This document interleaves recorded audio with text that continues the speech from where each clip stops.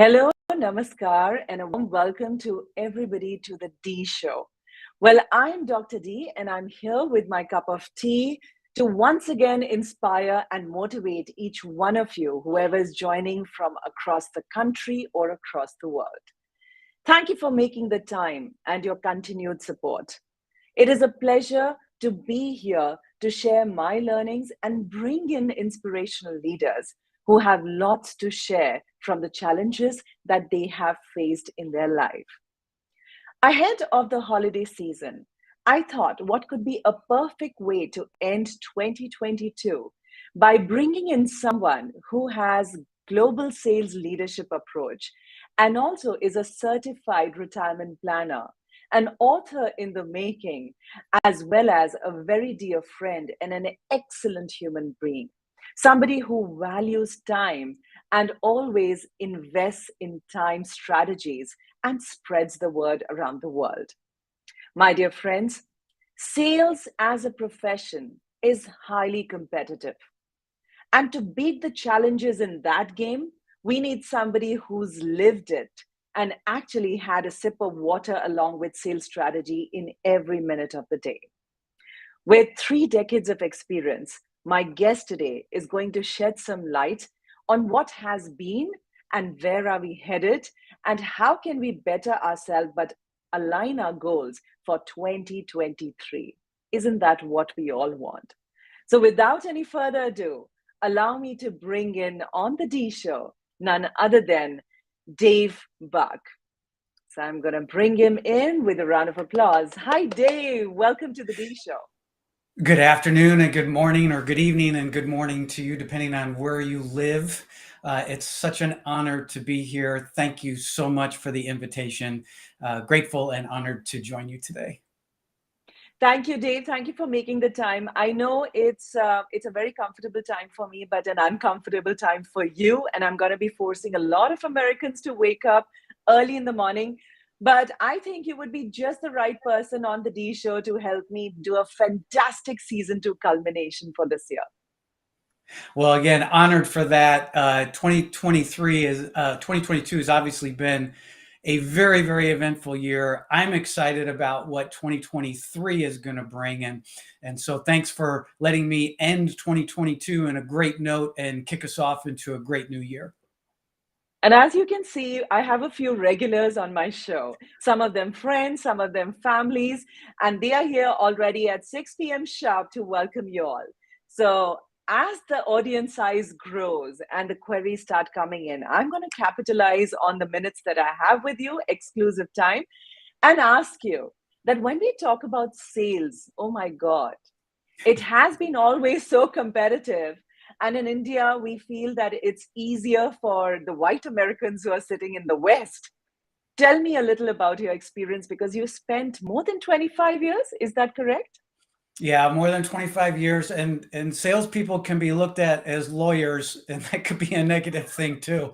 We might get jumped in with lawyers, but I I feel everyone is a salesperson, and I have gotten in arguments with owners of companies I've been employed with before about that. I feel we all grow up with an innate sense of selling. Look at a toddler trying to get something from their parent. They're selling. We sell at the beginning. What makes people in sales successful first is they have a drive for it. So while everyone sells, I understand not everyone might have a drive and a passion for it, but that's the first step. So if you're in sales and you're a sale and you have a desire to have that as a career, or you're a leader, you better express the drive to want to sell. Because without that, then you're going to lack the necessary other skill sets to do well. Very well said. Well, I've already built your profile, and through my posts, people are aware of all the success that you've achieved so far. Congratulations. Tell Thank me you. one of the starting challenges. I mean, my job here is to bring those 35,000 feet conversations to simple 2,000 feet. So let's start talking about your first failure or first challenge. Sure. My first job out of college, I worked in retail management, and anybody who works in retail sales management knows you get the gambit of what your day is like. It's very diverse, and there's a lot of obviously direct customer selling with direct customer service. Well, out of that, I started in a retail management sales job, and on one Sunday, we were working on a Sunday, and you work a lot of hours, and I have so much respect for people that are in that industry. And one Sunday, we were in there, and we had the maintenance staff did not show up, and another manager and I unfortunately had to go in and clean up the bathroom because it was a Oh, mess. Yes. And imagine being in a full suit, having to clean up a bathroom. And the two of us looked at each other and said, why are we doing this? What did we graduate college for? And it was at that point that I realized I needed to shift to a more direct sales role, that this type of sales, it wasn't the type that I wanted to. And so I learned very early on in that respect, it was time for me to shift to a more direct, more sophisticated, more challenging in a day-to-day sales environment. wow. And who was this friend? Are you still in touch with him?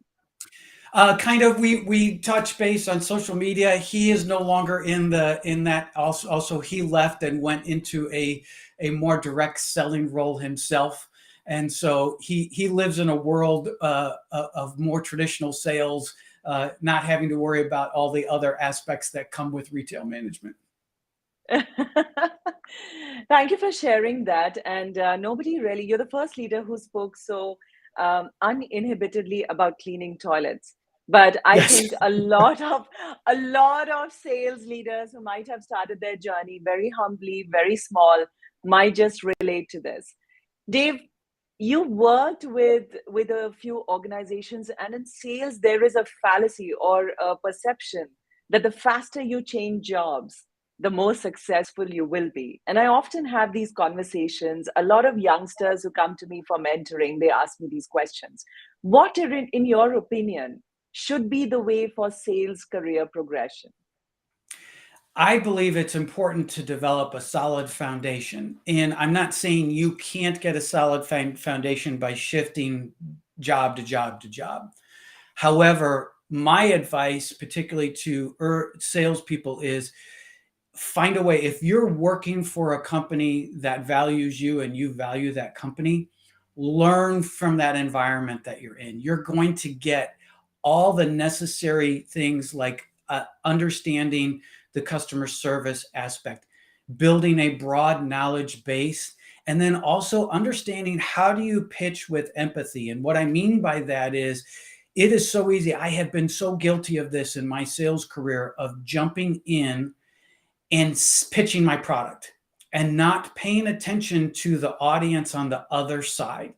And a good company that teaches good sales skill teaches you to be empathetic to the person across from you, so you're not pitching your product, you're seeking ways to find solutions to the product or service that you bring.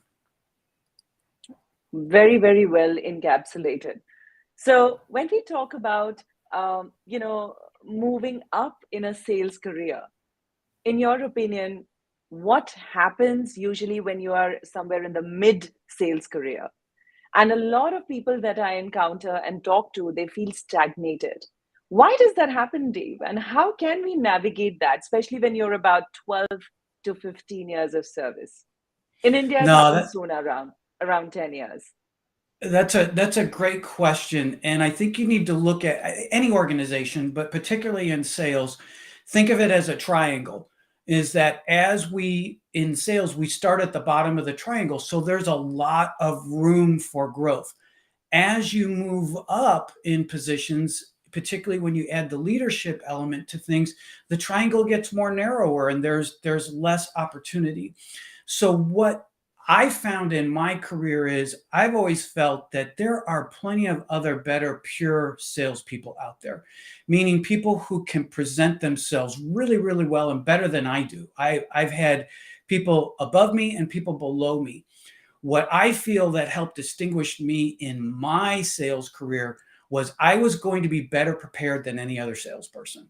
So when I went into a call, I may not have the charisma that maybe somebody else would have, but the person on the other side of the table knew I was prepared and ready to meet their needs. So for me, it's preparation. Your pitch and how you look, your presentation is great, but I think preparation is really the key to long-term sales growth strategy.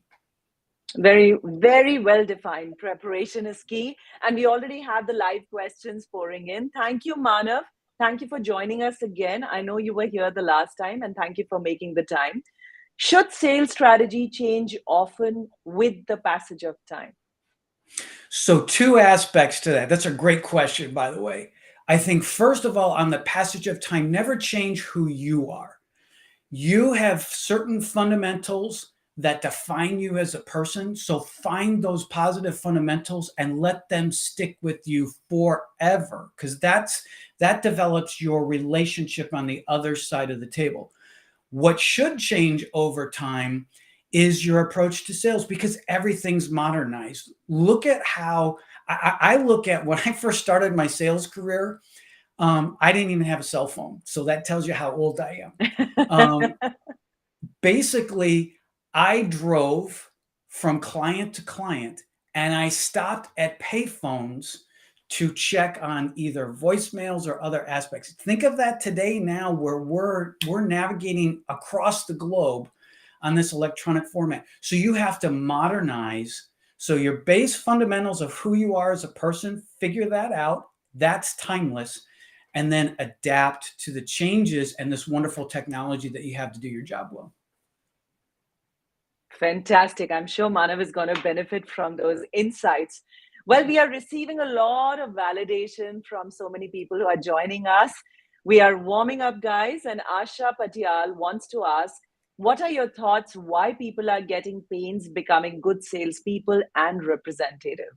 So I think what she's trying to ask is why people get challenges or face challenges in their journey of becoming good salespeople.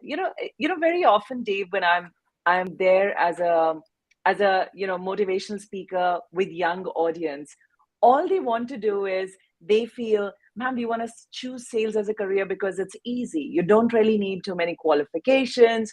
All you need to do is the art of selling and the art of talking. But it's not that simple. So why don't you help us deep dive into, let's say, the top 3 skills of sales that we might need to be a good salesperson? Oh, that's a great question. And sales, I will agree, sales can be very easy in some sense, but it can also be really, really hard. And so I would say the top 3 elements for me, going back to, is, first of all, are you driven? You have to be passionate about what you're selling, because your client or prospect on the other side will spot that in a second. So are you driven? Number 2, are you knowledgeable in what you are selling? So I think a common mistake that particularly new people, I did it myself, is that I felt I knew what I was talking about. And your company can provide you with the specs of the product or the service that you sell, but you've got to dive in deep to really, really know that. So that's the second thing. You need to be knowledgeable, because again, prospect and client on the other side of the table will recognize that in a second. And then the third element to me is being customer centric. This idea that you are there to not sell, but serve. And when you serve, the sales will happen. So the idea is you go in with a mindset that says, what can I do to help this person? And hopefully your product or service will do that. I think those 3 elements, being driven, knowledge, and service, will set any salesperson up for a great and long career. I'm lapping up all the knowledge that you're sharing right now. And I think it's going to fuel many learnings that I'm going to share with sales career aspirants.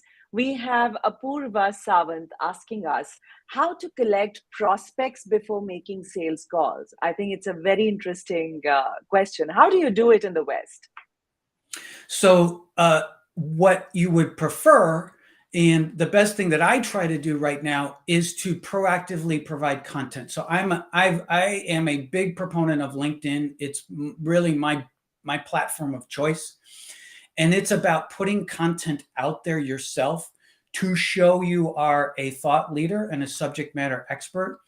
And from that people will naturally say, wow, this person knows what they're talking about. And they reach out to you with a warm lead. So that's one that's an inbound one. I love those.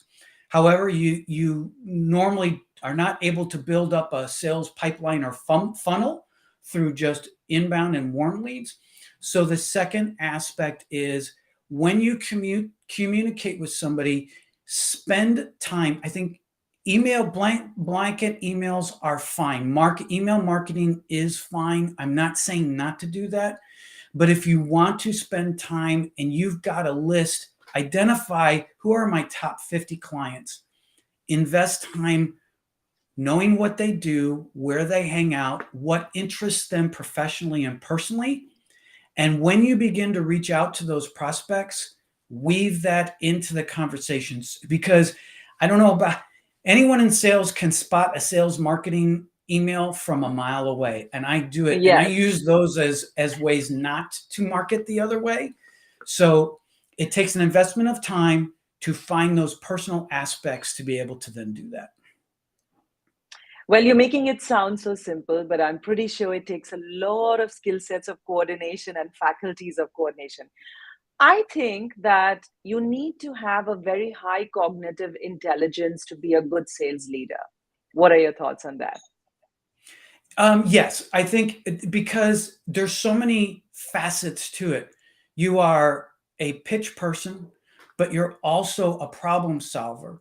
A good Exactly. salesperson then recognizes the needs and the understanding of their client and touches base with them on a personal level. So in some cases, you're a therapist. A good salesperson is a therapist. So there's so many hats you have to wear.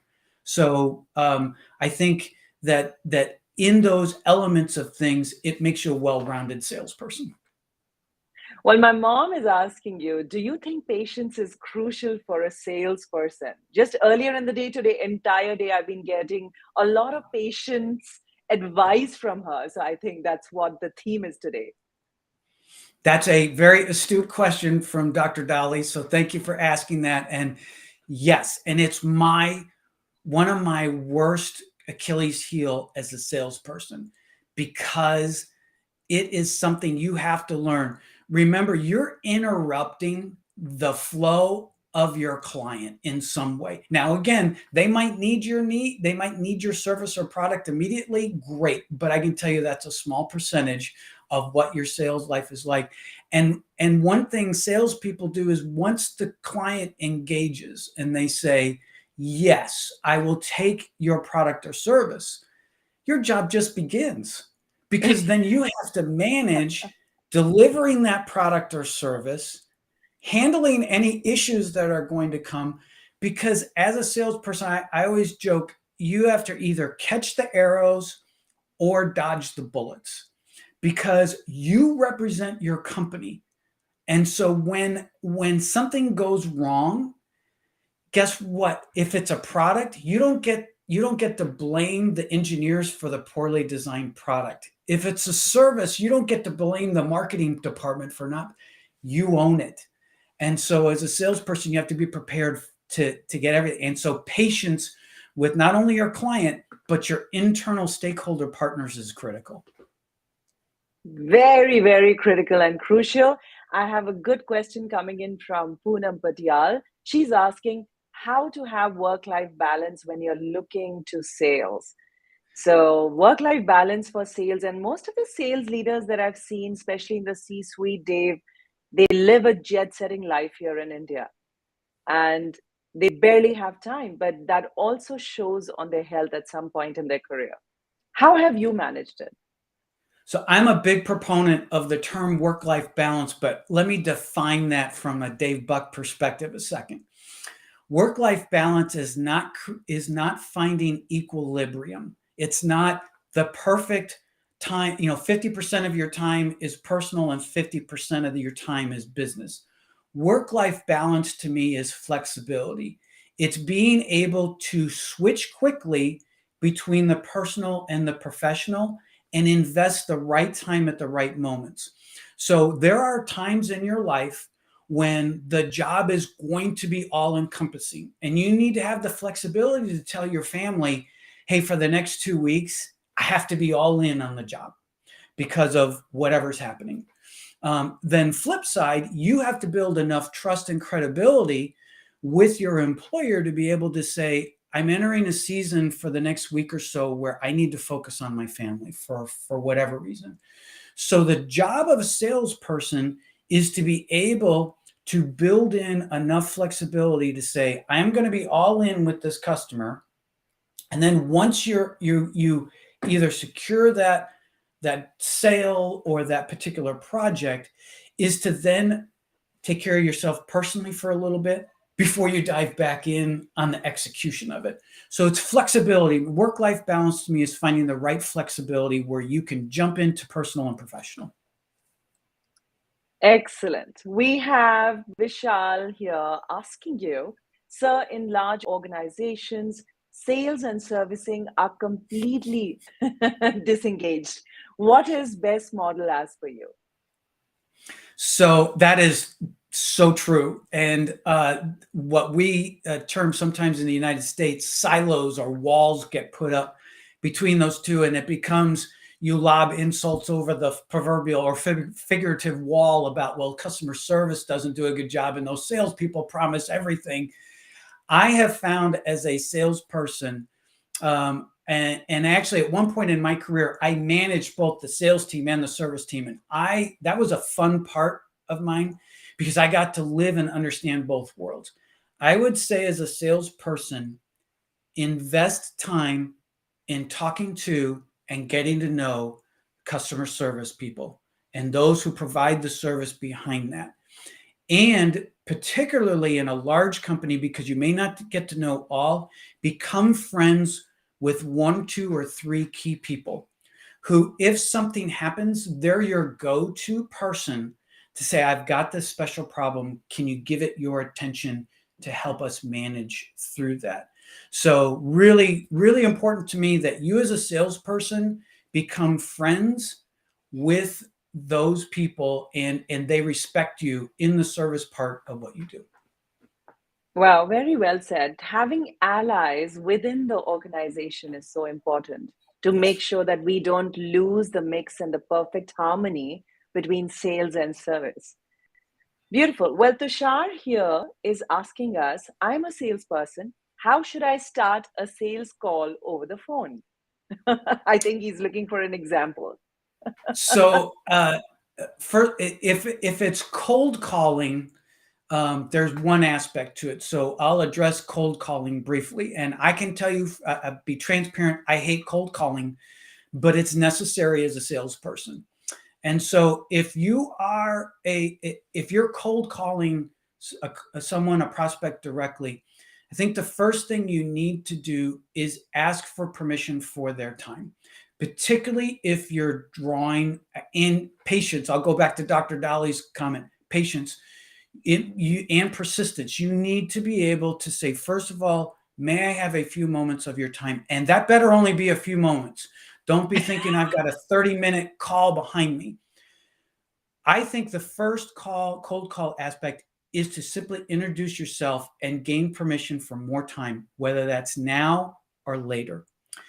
If it relates to a nurtured call, so you've already developed, they're expecting that call, I think first and foremost, be prepared to have your call peppered with questions. Don't just say, Dr. Divya, thank you for your time. Boom, here's my pitch. And then I know that is so annoying. I think the first thing you want to do is establish the questions around it. So the nature of I understand you're probably calling me today. Tell me about the problems that you have that you want to talk to me today about. So, and open-ended questions. Try not to have closed-ended questions so they can answer you with a yes or a no. Have them open-ended so it forces them to answer. So I think starting out and having good questions ready. If you go through and say a 30-minute call is nothing but them answering your questions, consider that a win because you're developing that relationship and trust. So true. And to all those of you, I have been privy to how Dave is so organized and he sets agenda before every meeting.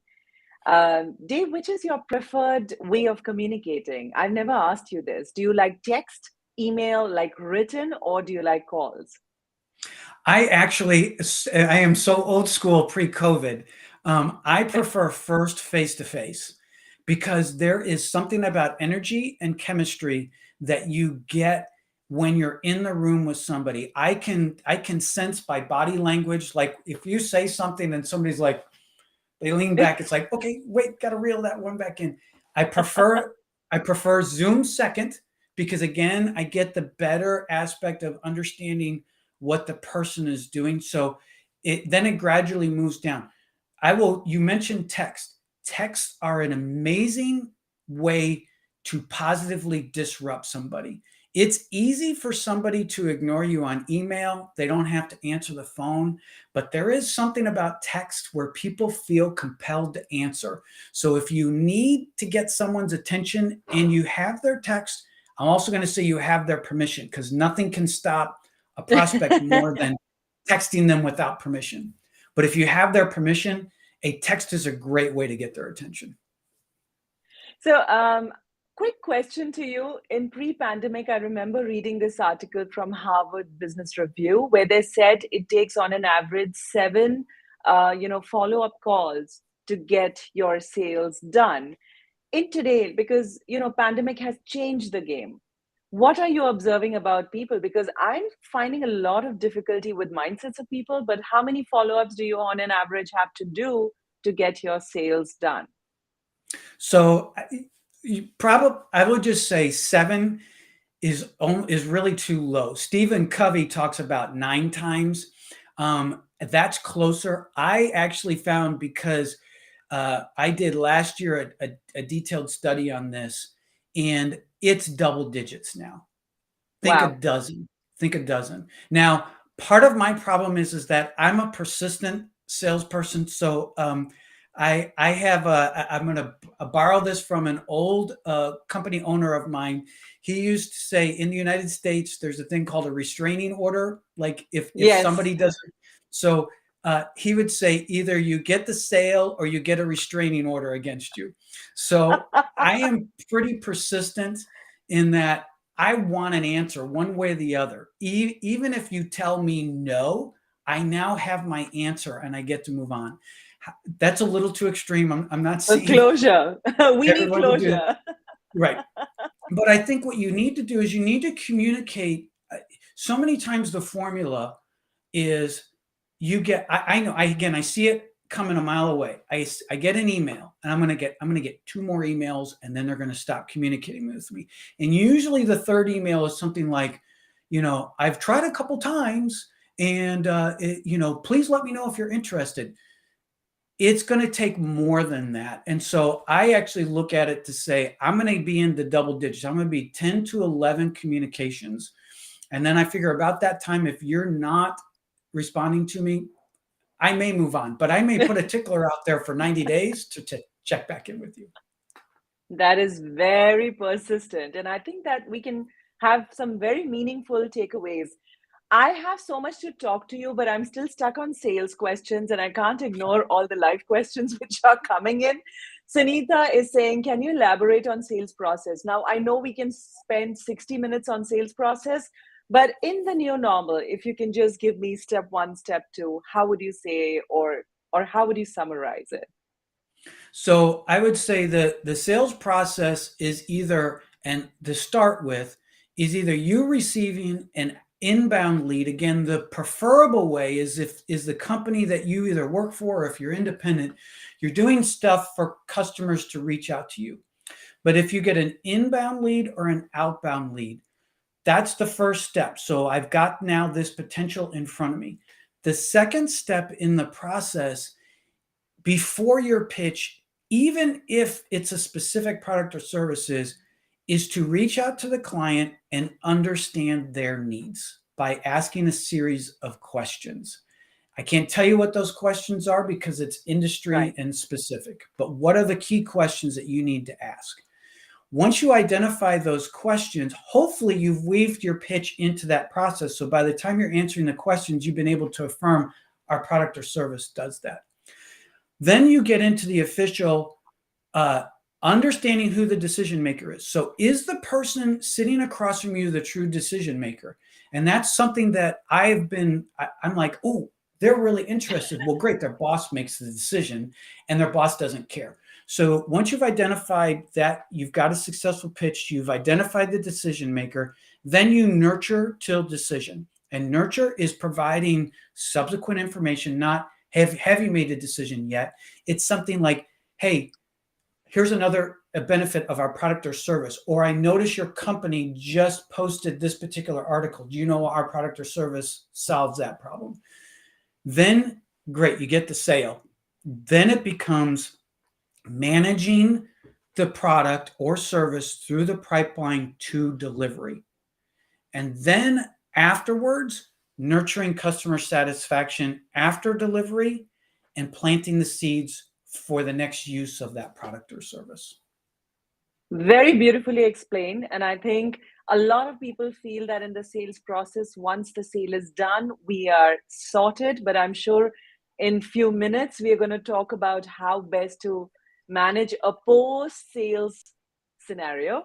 But I have the next question already here by Sanket. He's asking, what could be some open-ended questions to ask on a sales call? Wow. So I'm going to give you just key words, not even questions. Tell me about. Boom. That's one. Start a declarative statement or question with tell me about. Use words like what. What is the because that makes them respond back with more than just yes or no. How? The word to start, how does this fit within your organization? How do you manage this problem today? What are your key challenges that you deal with? Why do you do your process this way? Tell me about your current provider of said product or service. What do they do well? What could they improve? So tell me about what, how, and why. Just start questions out with that, and it'll force the person on the other end to give you more of a response. One thing which I will definitely also, add in here is once you've asked the what, how, and why, you also need to learn to accept the answers and drop it. Sometimes in sales meetings, Dave, I have seen that people get into this argument because they want to start proving a point that my process or my vision or my way of doing business is better because it's not the answer that they were expecting. Have you ever faced something like that where you went in with a certain agenda, planning process, and everything in mind, and when the answers weren't coming your way, how did you react? So I'll give an example of, I was on a call presenting to one of my top clients. My boss was with me and my boss's boss was with me. So we're in there and I am sitting. So the client on the other end, not as receptive as I wanted them to be, which added to the stress because I've got my boss and my boss's bosses in there. So he is sitting there kind of hemming and hawing. And you're right. I started to argue with him in essence, like, no, you don't realize how great this is.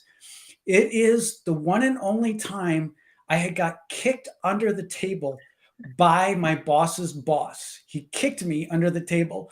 And I had the foresight enough not to turn and say, what did you do that for? And I kept my mouth shut. And so afterwards, when we walked away, ended up being a really good meeting.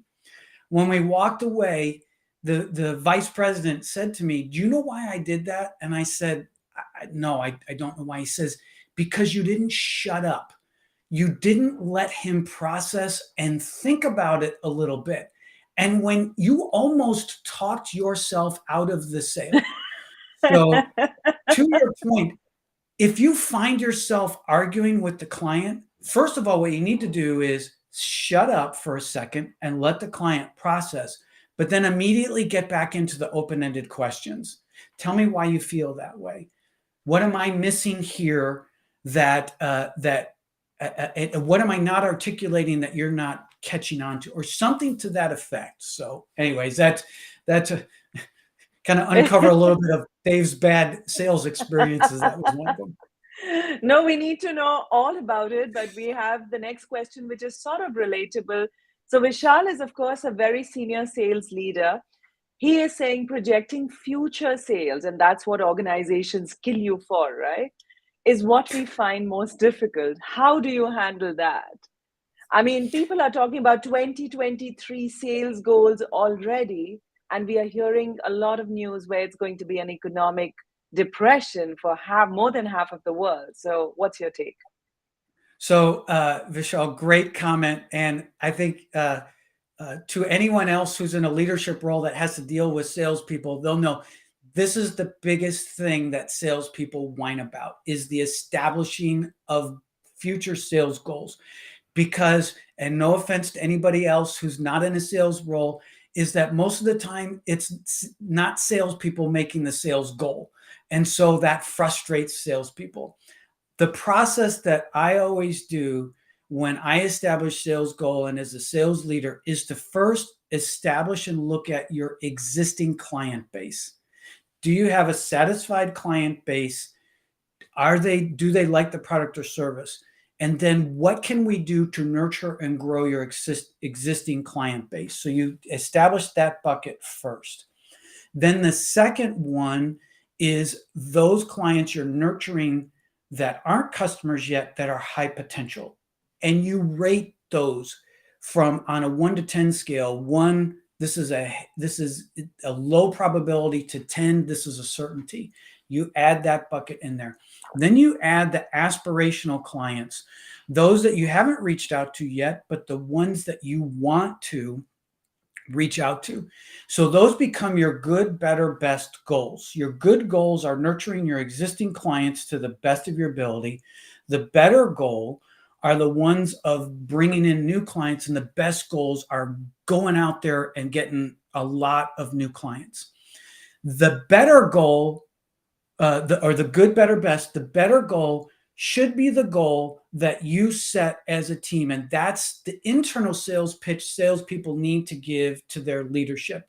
It's good tension. It means I've got to go out and drive new business, bring in new business. It's good tension. Then the aspirational goal is something that I would recommend you keep within the sales team that says, we're going to show the leadership we did really, really well. So you go drive after those goals. So good, better, best sales strategy goal. Hopefully that helps. Absolutely.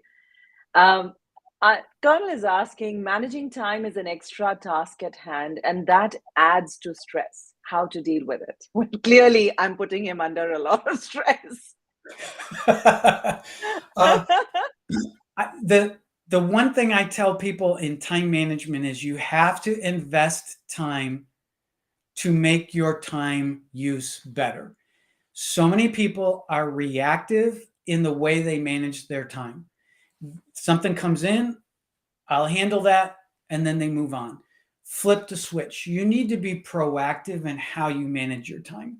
That requires you. So for example, Fridays for me, 2 hours of my day after this call will be planning my next 2 weeks. I will fill every hour in my next 2 weeks. Now, is that going to stay? No. There's going to be tons of changes that happen between Friday and 2 weeks from now. However, I have proactively set my schedule so that I'm making the decision that says if someone choose to quote invade my space and time, I have a better way to choose from that. Now, some of you might be saying, that's great, Dave. You own your own business. You're your own boss. I got my boss who's a taskmaster. He micromanages me. Still go through that process, because it gives you a way to respectfully come back and say, hey, I've planned the next 3 days with these individual items. Can we rework my schedule? Tell me how I should change this. True, true. Although 2 weeks in advance, I mean, tell me in terms of statistics, how much do you have to deviate? So typically, the first week, very little deviation, because it's only 7 days out.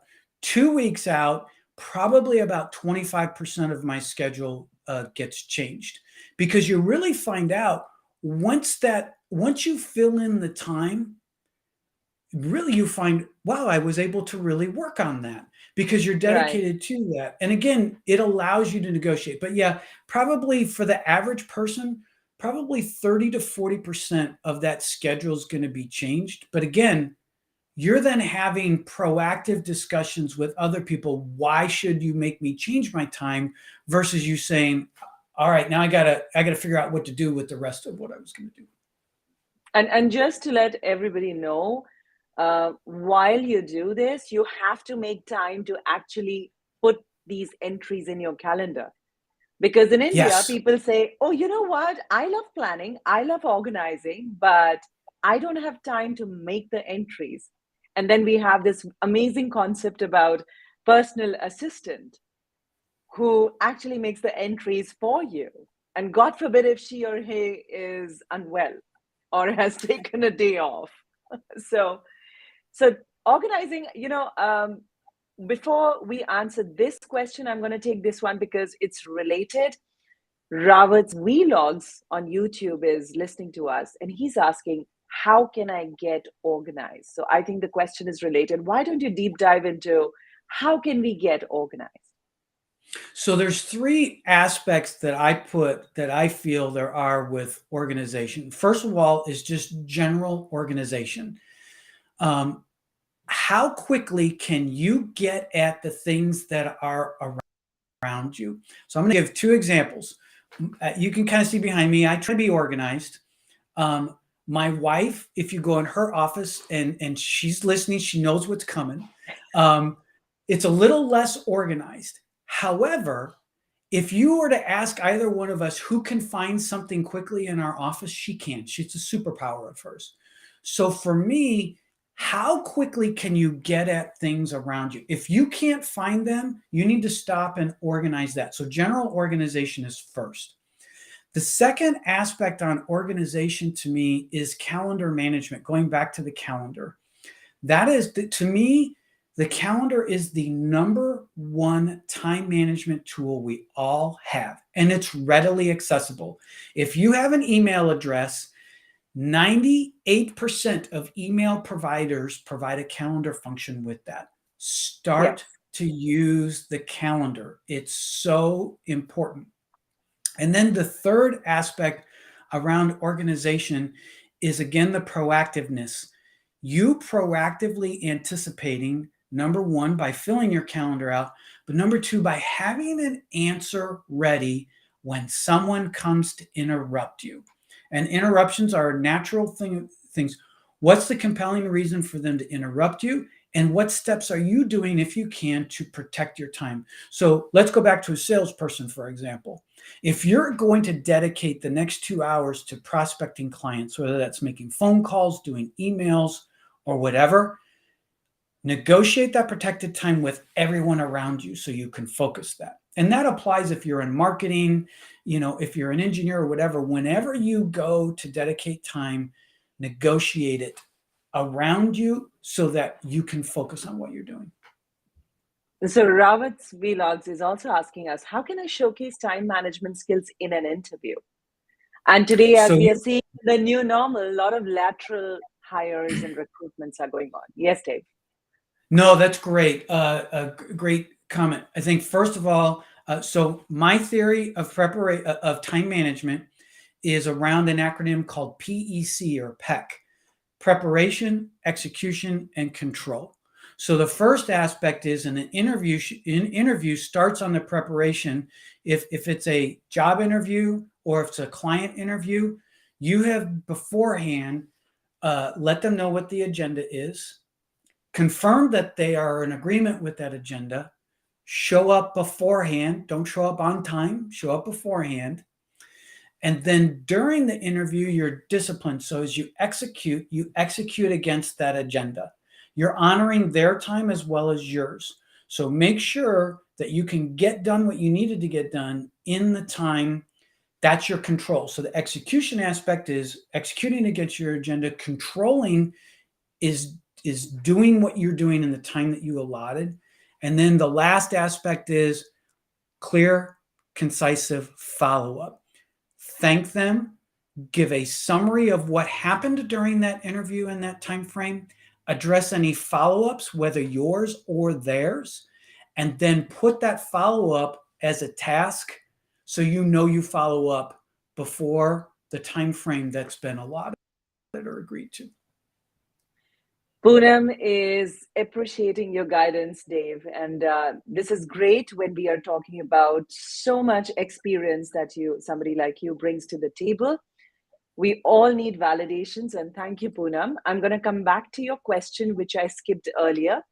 How we can motivate all freshers to take an interest and love sales. It's not just a target job. Need your thoughts. Thanks.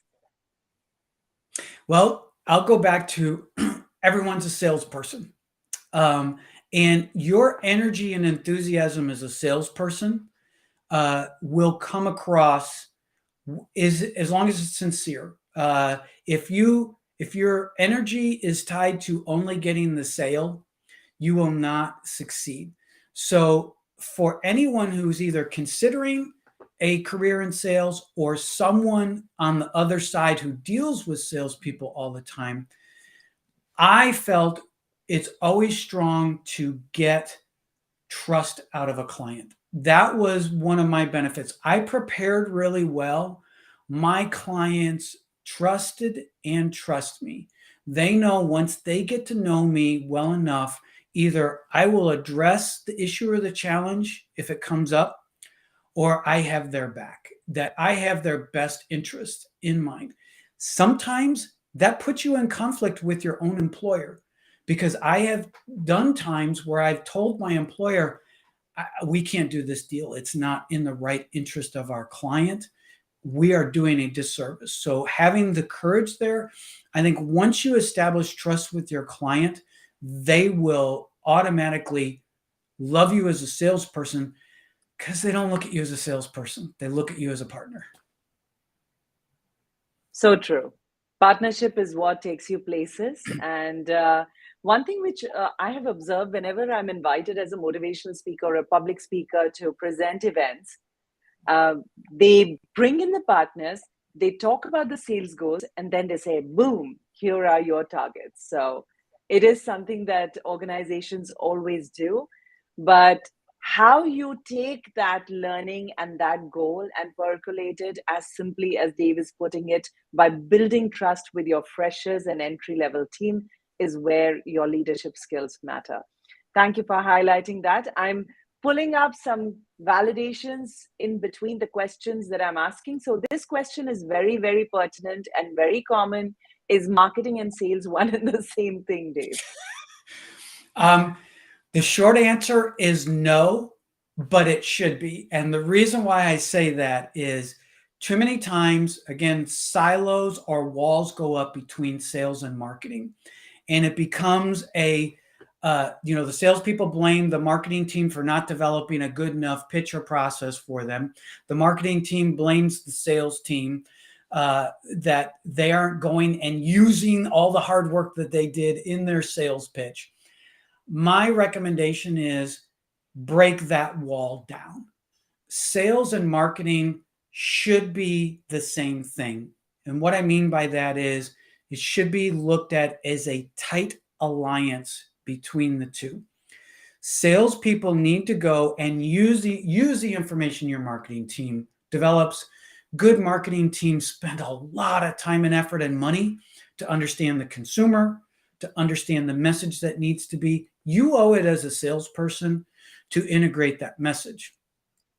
Now, once you're out there, if it's not working, you need to come back with constructive criticism. Don't say, yeah, this really stinks what you developed. Come back and say, the customer had a hard time understanding this aspect. What do I need to do? Again, open-ended questions as the salesperson to better manage that with the next client. And come back with suggestions to say, what if we tried it this way? So there becomes a partnership between sales and marketing. So true. Now, Chaya is asking, which is more challenging, sales, marketing, or production? Well, I would say as a salesperson, I'm not going to say it's the most challenging. I'm going to weave in this to say, as a salesperson, you need to be humble. The reason why is I thought early on in my career that I was the guy who brought the revenue. If it wasn't for me, production and marketing wouldn't exist. Okay, that's the wrong attitude to have. I got to sit in, I was part of a project management team where I worked for as an employer. We got a brand new large client. And wow, it was humbling because I had to sit in a room with production people, manufacturing people, engineers, and all that. When I learned what they did, I was like, wow, if they didn't do what they did, I wouldn't have anything to sell. So I would say I honor marketing and production as more challenging than sales because they have to deliver you the finished product. You as the salesperson, you get to go pitch that program. Your job is to pitch it. You owe it to every other stakeholder in your organization to pitch that product as best as you possibly can and present it as best as you possibly can because of all the hard work that's gone out to that point. I'm picking a question from Cooperman. He says, for sales or life, what's more important as a skill set? So I have a lot of questions lined up talking about skill sets, and I'm going to take them one after the other. EQ or domain knowledge? What do you think? I'm going to do EQ first because those are that can include the intangible aspects of some areas there. And that is where I challenge people more so than ever on personal development, and EQ this is where you need to self-learn. Your employer is not responsible for you to grow and develop. The good ones will invest the time and the money to do that. And I've had wonderful employers do that. However, you own that. You do that. The knowledge aspect, they need to deliver to you. They need to say, these are the areas of knowledge. So EQ, you own it. Invest time outside of your job to grow that because that'll allow you, if you want to make a change, you're more attractive. The knowledge aspect that's a requirement you owe your employer. Humble opinion. All your humble opinions have so many key takeaways, and I'm sure we all are going to benefit and apply it for 2023. Ashwini is asking, what strength should a salesperson possess to be successful? So I'll go back to the drive, and that drive means the enthusiasm that you have to want to help solve people's problems. The second strength that you should have is consumer insights or customer insights, the idea that you want to go in front of your client to help solve their problem, not yours. Now, hopefully your product or service does that. The last aspect is to be an empathetic salesperson. And that is the fact that you want the best for your client. You want to get to know your client personally in as much as they'll allow you to do that so that you understand them as a person and not just a means to your end. Dave, I also want to focus on that you have been a time investment strategist. And tell me, why do you call yourself time investment strategist? I mean, I've always come across coaches who say they are time management people. So one of my jobs, it's my visions, is to replace the word time management with time optimization. The reason why is I feel management has a static element to it. It also has a reactive. Where today people don't want to be known as managers, they want to be known as leaders. Why? Because leaders, it's a proactive aspect. Managers, I've had some really poor managers. I've had great leaders. So for me, I want to replace management with optimization because that's a continuous improvement approach. That's something that says, I don't want to just feel good enough that I plan my day well. I want to focus on what I can do to plan my day better so I can do more in the time I have allocated. So at the end of the day, I'm like, that was really productive. I got a lot done. Very well summarized. Did you realize that we've been talking for almost an hour and it just didn't Wow. feel like it? And I'm still No, it struggling doesn't. to get all the questions into it. So, what I'm going to do, I have prepared a surprise rapid fire round for you. Oh, okay, so Yes, anyone who watches the D Show, this part scares me the most. exactly.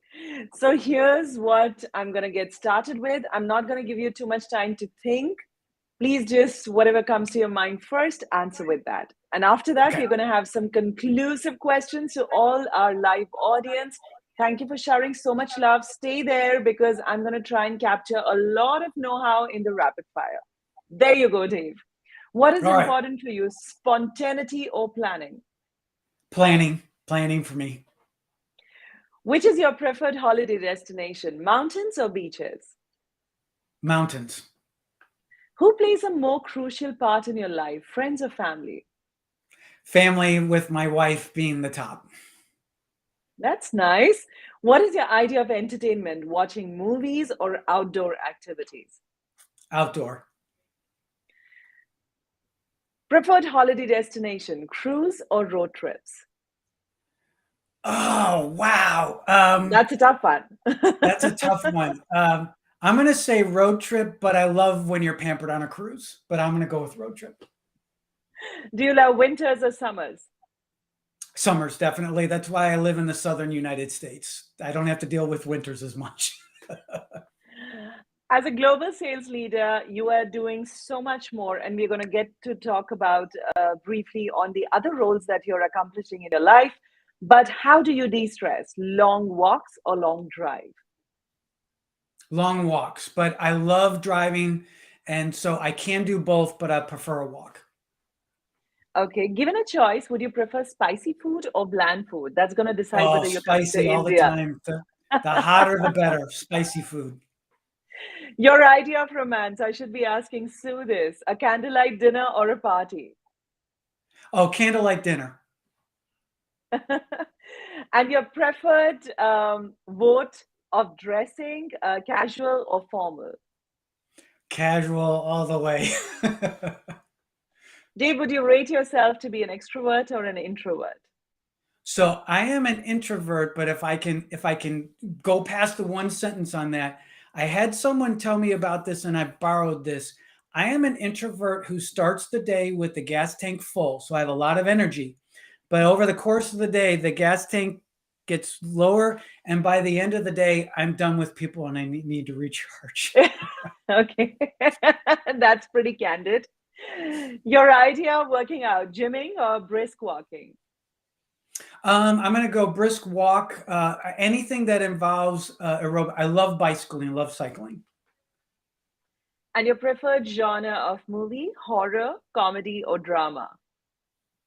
I'm going to go with drama/adventure. How come not horror?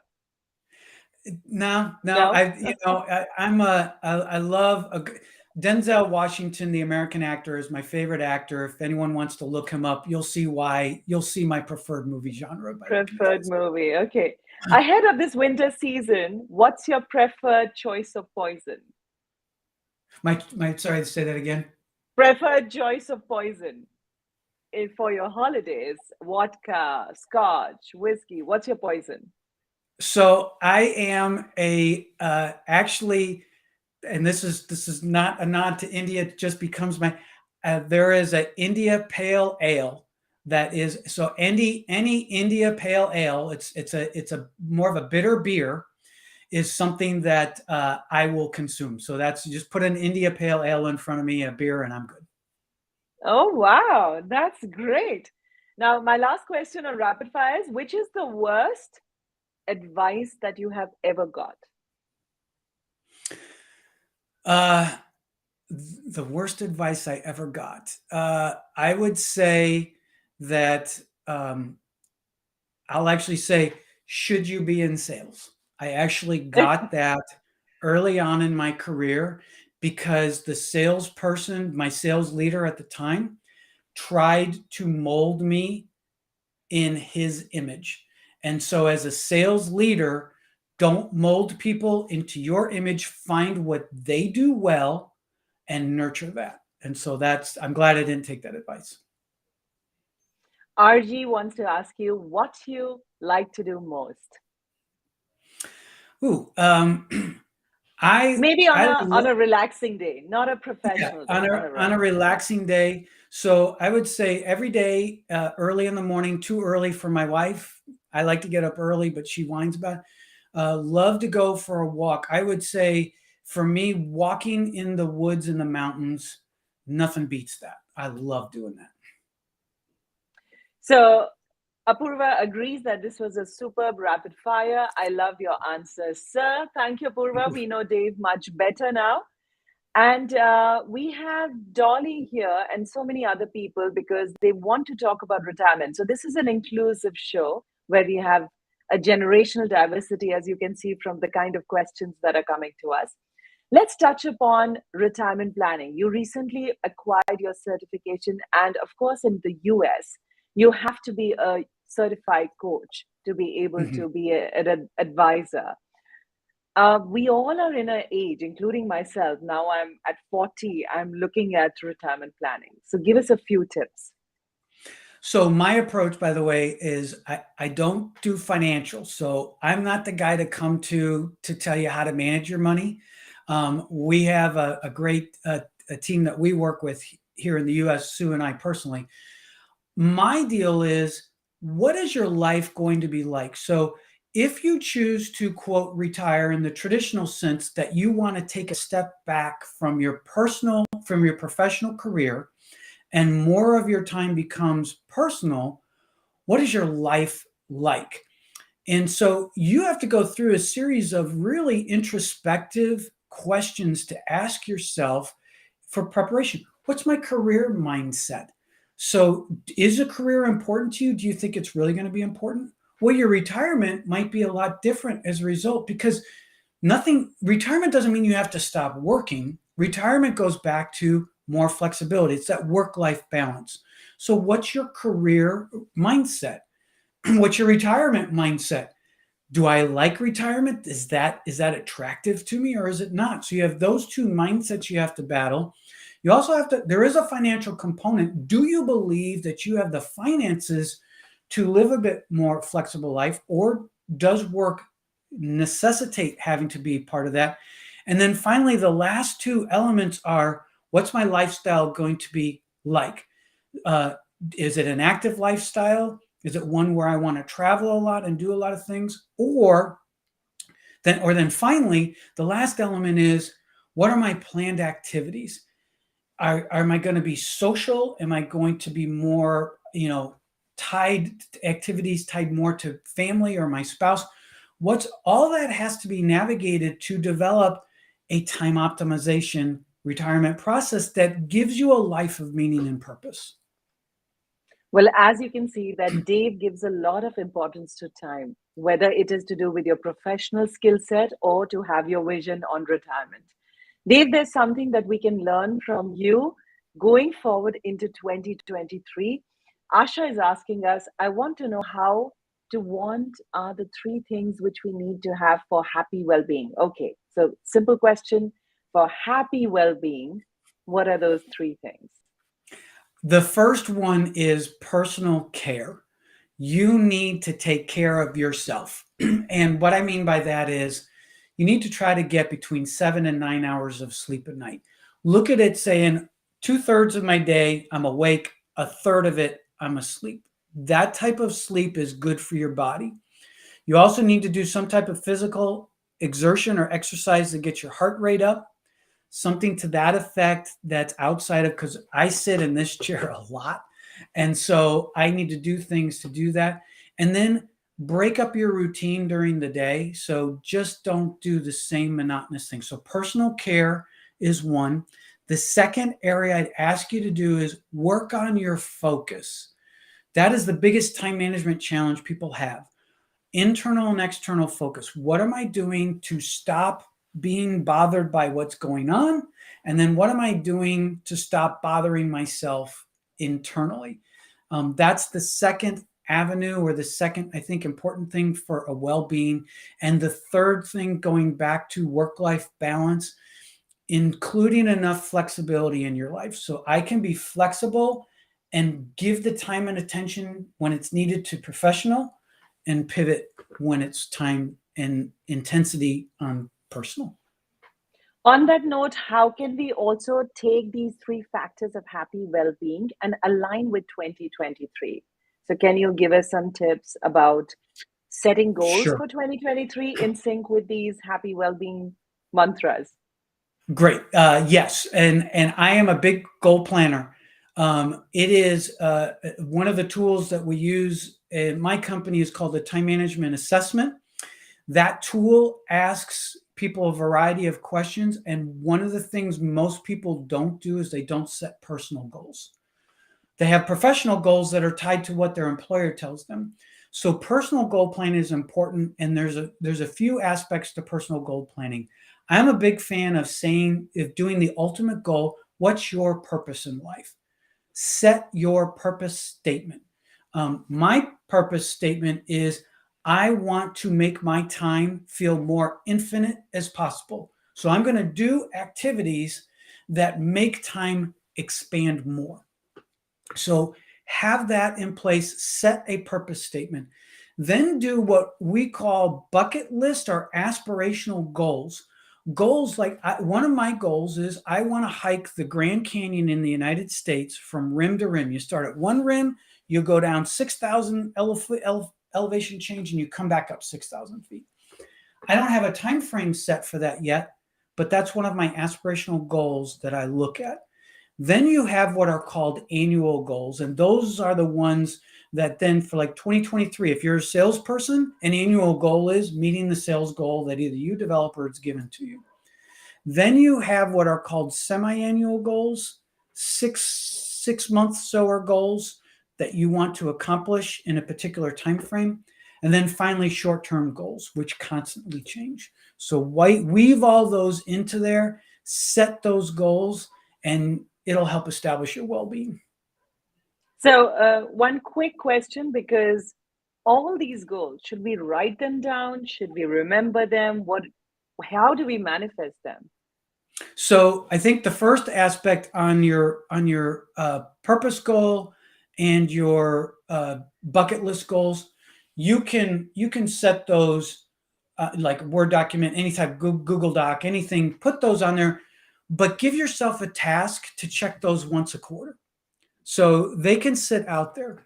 The rest of the goals, the annual goals, midterm goals, and your short-term goals all need to be woven into both your task list and your calendar. So you're reminding yourself when you're looking at them frequently, and you're giving yourself the opportunity to have progress on those. Progress, right. I couldn't resist from taking this question, and every time I feel that, oh my God, we've gone above an hour, but I still have another interesting question. So Raksha is asking, how can we plan work when we have multiple conflicting tasks? And I think this can be easily linked to my question of multitasking. And that's like a debate amongst all the leadership coaches around the world. So let's have your insight on it. So let me briefly talk about multitasking first, because I have my very passionate opinion on it. I do not believe people can multitask. I believe people can microtask, meaning they can shift between tasks well, very quickly. But I encourage people and tell people, don't multitask. Because if I was multitasking, meaning I'm like, I can look at my phone while I'm on with the Dr. Divi on the Dee Show, I would be failing. I would do well. So microtasking is one that says I may have a few things open. I'm going to switch from task to task. And some people can do that well. To answer the multiple conflicting tasks, I approach that from a variety of situations, is prioritizing of those multiple conflicting tasks, which is the most important. And of course, if you report to somebody, your direct report or your leader's report could be the most important. If that still conflicts with other things, then you go to the people or persons who are taking up the same amount of time in that area, and you negotiate with them. So first start with your boss and say, can we negotiate this to another time? I've got these other priorities that I'm working on. If you get a no, then you work your way down that list. Eventually you're going to hit somebody where you're going to be able to say, I can't do this in this time. We need to negotiate another different time. True, so true. Rafiq is saying, being in sales all your life, could you devote adequate time to your family? I think, Susan, you should type this answer on the Yes. So I would say that was actually, to bring her into it. I have always worked remote for most of my career. So I'm one of those that I was a traveling salesman. So I worked from home a lot. And people who have now navigated into the pandemic, salespeople can find it's hard to turn that button off. So my recommendation, which comes from my spouse, was she instituted start and stop times, so that basically, particularly when our kids were little, that at the end of the workday, I had to stop and I had to devote time to family, to being there for her and for my kids. Then once the kids went to bed, she then dictated, fine, I don't need you. You may go play with your work if you want to. But there was dedicated family time that I think is really important for a salesperson. And sometimes you need your spouses to be your voice of reason a little more Absolutely. assertively. You're validating Yes. that. I I hope Nitin absolutely is 100%. listening. I hope Nitin is Yes. listening. Okay, so Sorry, Nitin, I didn't mean to. Dave, I have so much to talk about, but I'm glad that we could touch upon a lot of things. You're writing a book, and I know it's going to be out soon. I can't wait to get my copy, autograph copy from you. Tell me a little about it, how it's going to enrich our lives. So thank you, first of all, for that. And yes, you definitely have a signed autograph copy coming your way. It is called actually The Time Optimized Life. And the premise goes behind the time management assessment I mentioned early. I've done hundreds of these assessments, and I found some patterns coming out of those assessments. And interestingly, it's not my data. Well, my data that I've got from the TMA says 60% of people do not manage their time. However, that's really high. Independent studies say only 18% of people have a time management structure in their life. And so for me, that motivated me not only by what my own self-knowledge, but the knowledge and the data that I've got to write this book that basically goes back to a system of preparation, execution, and control. Those three elements, if you prepare correctly, execute correctly, you will be able to control your time management. And that's the premise of the book. And it goes in detail through a variety of categories so people can holistically embrace it and say, I'm going to go after this entire system, or they can pick and choose because some people are really good at their time and they struggle in other areas. Wow. When can we expect for the books to be out? Probably January in the new year? It'll probably be towards the later part of 2023 as you go through the editorial phase. and all that stuff. So once the publisher has to do their magic to it and correct all my punctuation and make sure it's readable. So probably looking towards the latter part of 2023. Wonderful. Dave, we are going to be ending on your message because we are ahead of the holiday season. Next week is going to be lots of Christmas cheer. And I know that US is pretty big on it. In India now, also a lot of people are going on vacation, including myself. What would you like to part with? Share some wisdom with us. Thank you. And first of all, thank you again for the time here. Like you said, it has gone by so fast. That to me is an indication that at least I've had a lot of fun. I hope all the viewers have done that as well. But for me personally, it's been great. I would say, you had mentioned there is so much uncertainty heading into 2023. Economic wise, I know in the United States we're dealing with it. I know that globally it's that challenge. My message and my hope for everybody is embrace 2023 as an opportunity, as this is your way. Don't look at it as a New Year's resolution that you forget about January 2nd. Go into 2023, go into it optimistic. And in essence, if you've learned anything from this, start to prioritize and plan your time. The more you're proactive in your time management approach, your time optimization approach, you're going to get more control in your life. And so I would just ask that, bring that into it, go into it positive, and go into it proactive. Thank you so much. You've enthused lots of energy into us with your profound insights, and profound thoughts. Dave, I'm pretty confident that this session is going to have many, many learnings and takeaways for everybody who've joined us here. The questions are still coming in. Swapnil is asking, but what I'm going to do is I'm going to have Dave answer these questions and we'll surely post it on our YouTube channel. Thank you everyone for joining. So Dave, thanks a ton. Wishing you lots of happiness and lots of success and lots of prosperity in 2023.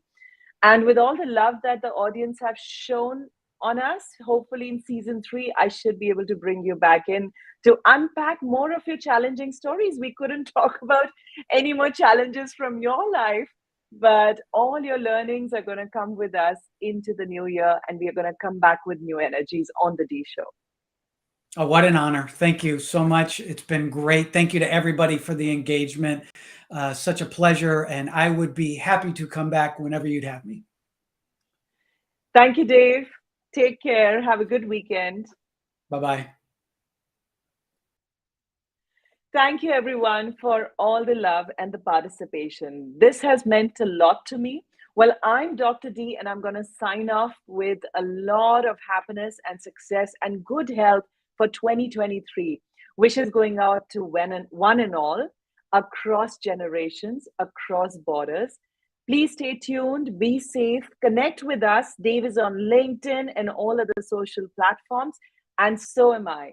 He's the founder of Kairos Management Solutions, and you know where to connect with me. So we are there for any queries, any feedback, any comments. Take care, keep smiling, and cheers.